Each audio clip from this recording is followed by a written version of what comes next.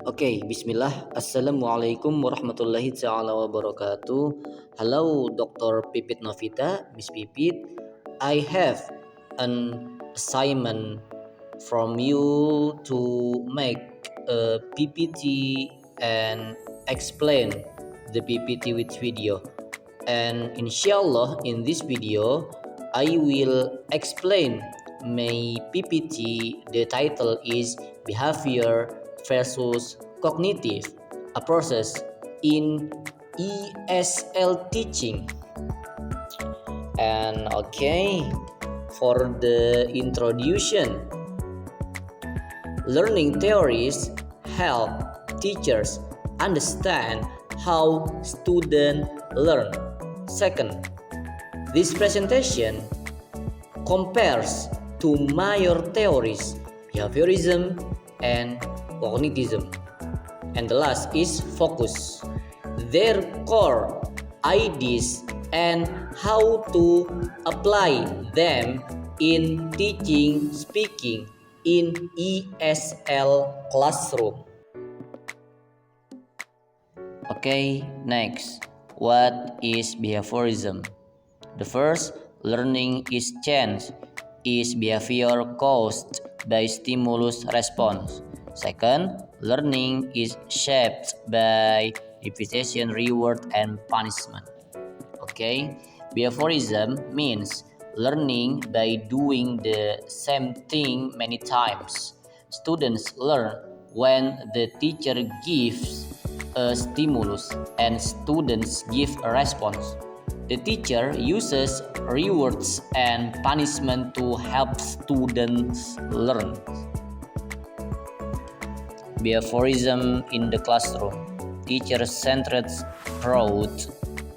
Learners are passive, responding to stimuli. Techniques, drills, repetition, imitation, and positive reinforcement. Okay, in the classroom, behaviorism is teacher-centered. The teacher gives instructions, students listen and follow. They do drills, repeat words, and copy the teacher. The teacher gives praise and correction. What is cognitive?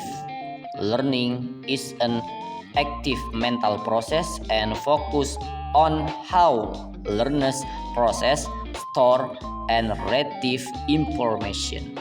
Okay, cognitive is about how the mind works. Students think, remember, and understand. Learning is not only copying; it is about knowing how things connect. Okay, next, applying cognitism in the ESL classroom. The first, learner-centered approach. Second, learners are active participants in their learning. Last techniques, mind mapping, scaffolding using prior knowledge discovery. Okay, cognitism is student-centered. Students join the lesson actively. Teachers help students use mind maps, past knowledge, and discovery. This helps them speak with understanding. Okay, the next is key difference aspect behaviorism and cognitive, role of learner passive and active.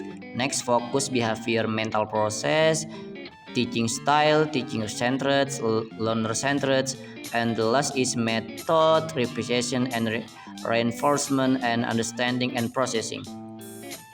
Okay, the explanation is behaviorism and cognitism are different.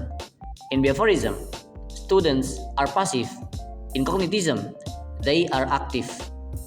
Behaviorism is teacher-centered. Cognitism is learner-centered.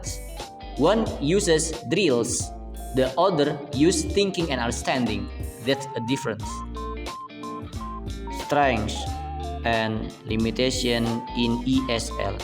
Behaviorism plus good for pronunciation and memorization. The minus is lacks focus on deep understanding. Cognitism The plus is encourage critical thinking and communication, and the minus is needs more time and guidance. The explanation is behaviorism is good for pronunciation and memory, but it doesn't help depth thinking. And cognitism helps students think and speak better, but it takes more time and teacher help. Applying in the ESL classroom. The first, behaviorist activity.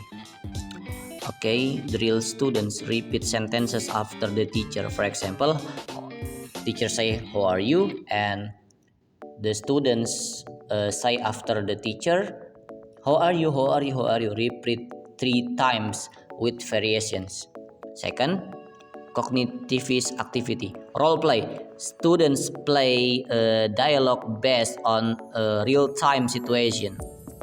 They use prior vocabulary and grammar to create conversation.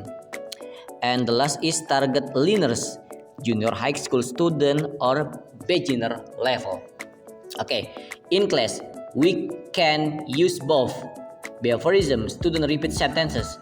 For example, how are you? Yeah, like before, what I try, repeat it 3 times. And the next, cognitism, students do role play. They make real conversations using what they know. Okay, conclusion, balance approach. Both theories offer useful strategies for ESL teaching. Use behaviorism for practice and fluency. Use cognitism to build deeper understanding and communication skills. Okay, Miss Pipit, thank you for listening. And that's all for me. And wassalamualaikum warahmatullahi wabarakatuh.